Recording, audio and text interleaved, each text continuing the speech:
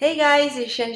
How are you today? And this video, actually, I want to share with you guys some of my experience and story about what? About culture difference, culture shock between China and America. Because so many of my friends and also fans on this YouTube always ask me, Shen, tell us some of the culture difference. What you've seen, what you've experienced between China and America. So I just actually make some simple notes on this paper thing to explain something, whatever so far I've seen. And also, I would like to hear about you guys' comments down below. If you like it, give me a thumbs up for this video. If you want to know more things, also please leave it down below into the comment. I'm going to upload more videos about those cultural difference between China and America. So anyway, well, let's talk about food first. Well, Chinese people, we love cooking, different kinds of cuisine. Definitely, our way of cooking is very different from the American way, right? Make a sample, like just a few days ago, I uploaded another video teach people how to cook a Chinese way stewed beef. When we cook beef, we definitely want it well done. That means ours do it. We never ever love anything bloody, medium steak, no way. And when we serve the beef, we never serve like the whole steak that big, no way. We usually cut it into small pieces, into small cubes. So, whatever also makes sense. Think about it, we use chopstick to eat, right? So, and also in China, when you go to buy food, for instance, like pork, you can buy, anywhere. But here, like Walmart, HEB, usually pork mince it's hard for you to find, especially after 8 o'clock or something like that, 8 p.m. Usually just sold out because they have very small choices of the pork mince. You have a lot of beef mince, you have turkey mince, but not really so much of the pork one. But Chinese people will make dumpling, wonton, those things basically is a pork mix. So in China, everywhere you can find that, but it's hard for you to find real good beef mince. It's the same like here. Okay, maybe after about 6 p.m., beef mince already all gone, like that. So what else? And also like seafood. Chinese people, when we go to grocery store or even market to buy the seafood, to buy the fish, usually there are so many, fish tank. You're supposed to tell, the salespeople which fish you want, and then they are going to just lift up the live one and then, help you to weigh and sell to you. But here, of course, usually you're being already processed into different, meat part already and different parts of it and sell it in the fridge, or I barely see any of the fish tank except the Chinatown grocery store. So this is also very different. Besides it, Chinese people, when we cook fish, for instance, like this way, if it's live fish, it's a fresh fish, we never fry fresh fish because it's big waste. We love the fresh taste of the fish. How to make it really tasty? We steam the fish, or we use the water to boil the fish so that meat is still very tender, very fresh. What kinds of fish we're going to stew it or fry it? Like ocean fish, that means being in the fridge for a couple of days, a couple of weeks, something like that. Those sort we would love to fry first and then stew it. So whatever, I'm going to share those recipes in future with you guys. And also, when we cook fish, we cook the whole piece. I believe if you go to China, either doing any business or traveling by yourself, you go to any single Chinese restaurant and order fish, they're going to show you the whole fish. They're going to serve you the whole fish, from the head to the tail. I know you're thinking, oh, I'm not going to eat a fish head just like my husband. Well, we do cook fish head. We have some Chinese fish head soup. You may think, yeah, but we think it's delicious. Especially a lot of women love fish head soup because it's very good for skin. Anyway, if you don't like it, it's okay, but I still want to tell you about that. And also shrimp, same thing. Like here, you got the shrimp already, no shell, being cleaned, and no head. Well, my question will be to you is, where's the head of the shrimp? That is the best part. When we buy the shrimp, same thing, the whole piece. When we cook everything together. And when we cook it, of course, we will clean the intestine of the shrimp and cut it like that. But we cook the shell together. And when we cook the shrimp by this way, the shell and head, everything can absorb more taste into the shrimp meat. So it not really tastes that bland like if you cook the shrimp meat by itself. Trust me, it is like that. So like me, I go to American Walmart, HEB to buy the shrimp. I don't really like, because where's the shell, where's the head? Like in Chinatown, they all know we Chinese to buy like that. So although my husband sometimes he doesn't like the shrimp head, but I still can cut it, save it for next time, maybe do the soup. I put the shrimp head inside of it. You don't really need to eat it, but it truly give it more taste of it. Trust me, it is like that. So, like my husband always complain, I don't understand why you Chinese people to be eating that little bitty shitty meat and just, like duck head, not really duck head, chicken neck, chicken feet, or the shrimp thing, just that big, and you have to use your finger to, open the shell, the head, and eat the meat. It's just make everything messy. I don't understand. But anyway, this is our way of cooking. And I believe a lot of you love Chinese food, right? It's tasty, I have to say. Anyway, next thing I want to talk is about a gas station. Well, in America, usually do it to help yourself to do the gas, right? To fill the gas. But in China, because we have so many people, so at a gas station, usually there will be somebody help you to fill the gas. I have to say, I come here before I move into Houston. I come here so many times. I seriously need to learn how to help myself to refill the gas, all right? Same thing for signing the check. I don't know how to sign in the check, seriously. Because in China, it's, only something like a company will use those check, or really rich people use a check. Other people, they prefer pay by cash or wiring money. But here, sometimes you pay for a gas fee or water fee, or pay for a rental fee of your house. The landlord always wants a check, right? And you may go to the clinic, check with your dental or any of the doctor, they want to check. But in China, it's different. So I still remember in the doctor place, they asked me to sign the check. Oh my gosh, I really don't know, got no clue about how to write it, how to sign it at all. So, and I was really, really surprised when I talked with my bank, and the teller told me, oh, you should get a checkbook. And I was thinking about, why that? And then they asked me to pay $15 for a checkbook. I was thinking, are you crazy? I have to pay for this thing? And then they mailed me that, big pile of the checkbook of, my gosh, how many years can I spend all of the check for the rest of my life, something like that.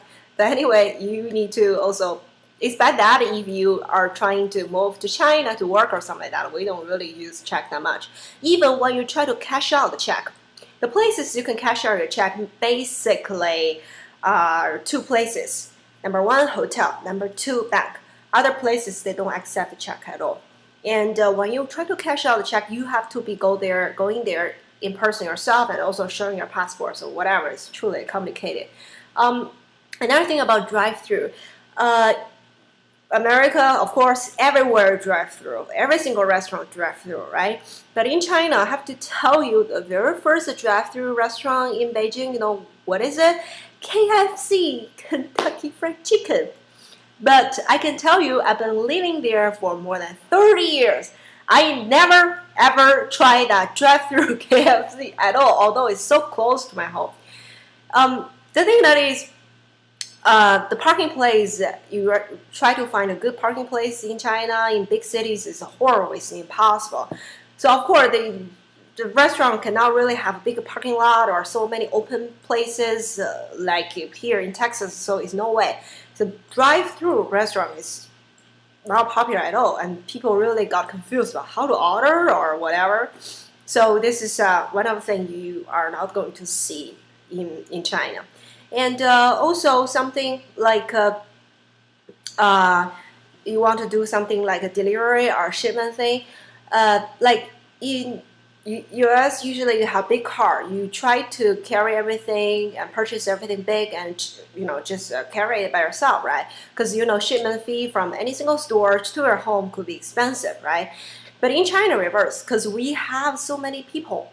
So usually, sending home is kind of include thing in the whole package when you purchase the thing. So you never worry about that. That's also part of the reason why we do not have so many trucks that private cars at all. Big Jeep we have, but most people still prefer small cars because the gas fee is really expensive. They concern more about that. They don't need to worry about carrying big things at all. So another sample like Walmart and Carrefour, those kind of big grocery store in Beijing, I can tell you, some of them, if I spend more than 200 yuan, which is about $35, they can free send it back to your home the next day. So you can tell this is just like that. So delivery is never a problem. Besides that, I want to share with you another story that is because I bought a lot of gifts to my mom and I try to ship them back to China, right? So I try to Google on the website about the good, decent post office or good shipping company. I can ship them back into China the most, safest way, but also the cheapest way. So when I put the keywords shipment, delivery, back to China, some of those things, and then what is the first thing after Google result? Give it to me, Panda Express. Yeah, it is. Well, another thing that is about iced tea. Here, iced tea is everywhere, right? You guys drink iced tea, but sorry, iced tea is fake tea. All right, you can find it here, but you definitely cannot find it in China. In China, we drink hot tea. No matter summertime or cold winter, they only drink hot tea. Nobody drink iced tea. Nobody gonna know anything about iced tea. So where you can find iced tea only in some Americanized restaurant in China, then they truly are serving iced tea. So whatever, you cannot find that, only hot tea. And also something about the air conditioner.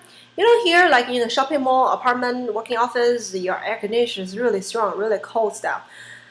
Freezing cold. But anyway, when you come to China, maybe the mall, the office place, yeah, they have the air conditioner, but they never ever will turn the air conditioner that cold or that low like here. And also something about you may not see much like you guys love camping, tenting, hiking. I love it too. But in China, those facilities not really good. So you may not find so many like trailer cars at all. There's no campground campsites at all. So if you plan to do something on your own, hiking into the mountain, into any national park, I'm sorry, the only place you can stay in the local hotel. You definitely cannot do any camping thing there. We don't have such a thing at all. And something also about people to people. For instance, like here, usually give eye contact. You usually, greet people, say hello, no matter you know each other or not, right? But in China, Chinese people don't do it. I still remember many years ago, I read a news or a blog or something like that. American guy, he tried to test about if he tried to start to give eye contact first, a big smile first, what kinds of result, what kinds of response he's going to, get or something like that. And then he texted about 10 people or something like that. 9 people didn't give him a good look at all. 9 people thought, you're a jerk? What are you doing to me? Something like that. Only one person smiled back. So that is they definitely would not expect at all. And also something about shopping. Well, Chinese salespeople, they're truly sort of pushing. So when you go to shop in the store, you may expect some of the salespeople will truly follow you to help you to buy or something like that, try to push you to buy.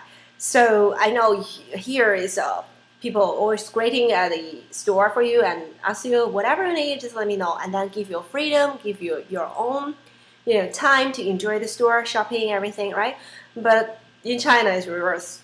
Just be expecting and be ready. Somebody will follow you all the time, like your little stalker. Talking about the shopping, I have to say, usually I know a lot of my friends coming from overseas, they all hate negotiation in China. I have to say negotiation is sort of thing not only happening in some markets, but also a lot of places, I have to say. Well, the worst place definitely is market. Myself, I hate it. I hate it so much. I don't like it. Because they always, try to sell you like a simple, like a t-shirt, for instance, like gray one t-shirt. First price, they jump out maybe 100 yuan for the t-shirt. And then you try to, negotiate with you. Maybe you get it, you can get it 10 for 10. You can also get it to 2 for 50. But whatever, it depends on your own negotiation skill. I know you may not expect that either, but anyway, that's part of the thing. Well, and I have to say, if you're expecting to find something really cheap products, maybe you'll be disappointed. Another thing I can share with you, for instance, like makeup, like clothing for women in the big shopping mall, I can tell you a lot of their price much higher than US. So every time when I come to US or for trip or whatever, my friends, my family always give me a long list to shop for, clothing, shop for makeup. Another sample like Levi's jeans, right? I bought a pair of Levi's jeans in the outlet mall. It's about $20 or $25, something like that for a pair. Exactly the same one. In Beijing in the mall, they sell as $100. Why? Tax.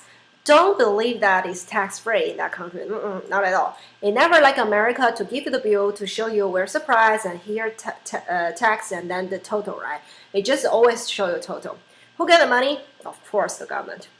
So whatever, we actually pay extra, although they are made in China. I'm sorry, I always say, because the Chinese people pay for this product, ship back to China, America, get the brand, and then back. So we pay the round trip air fee for this pants or something like that. So that's also a reason why when I was in the Levi's outlet mall, the sales lady was so surprised. Are you kidding me? You just want one pair of jeans pants? Usually you Chinese come here, you buy 20, 30 for everyone.